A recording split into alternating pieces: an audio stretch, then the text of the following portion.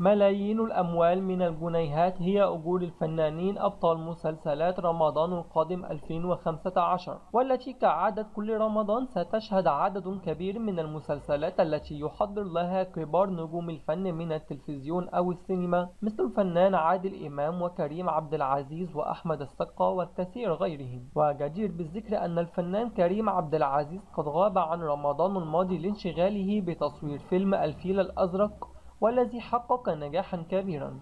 وسنتعرف فيما يلي على أجور 9 فنانين اشتهروا بتقديم أعمال مميزة في كل رمضان، وذلك حسب ما نشرت جريدة الفجر في صورة جمعت فيها 9 أعمال فنية بأبطالهم، مع ذكر الأجر الذي حصل عليه كل بطل من أبطال هذه المسلسلات. النجم عادل إمام يأتي على مقدمة الفنانين الأعلى أجرا بمبلغ 35 مليون جنيها عن مسلسل أستاذ ورئيس قسم، الذي ستنفرد بعرضه قناة MBC مصر. في المركز الثاني الفنان كريم عبد العزيز في مسلسل وش تاني، وقد حصل على أجر 20 مليون جنيها.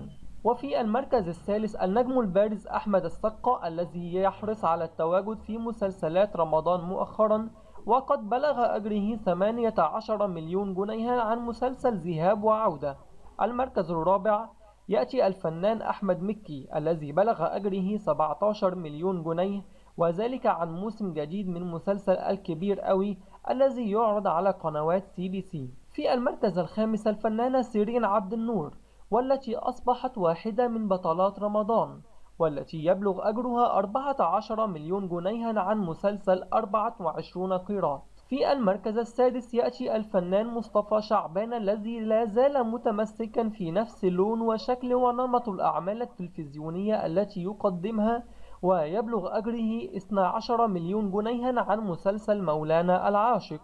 في المركز السابع تأتي الفنانة دنيا سمير غانم، والتي تأتي بطلة لأول مرة منفردة بأجر 8 مليون جنيها عن مسلسل لهفة. المركز الثامن يأتي فيه الفنان يوسف الشريف، ويبلغ أجره 5 مليون جنيه عن مسلسل لعبة إبليس.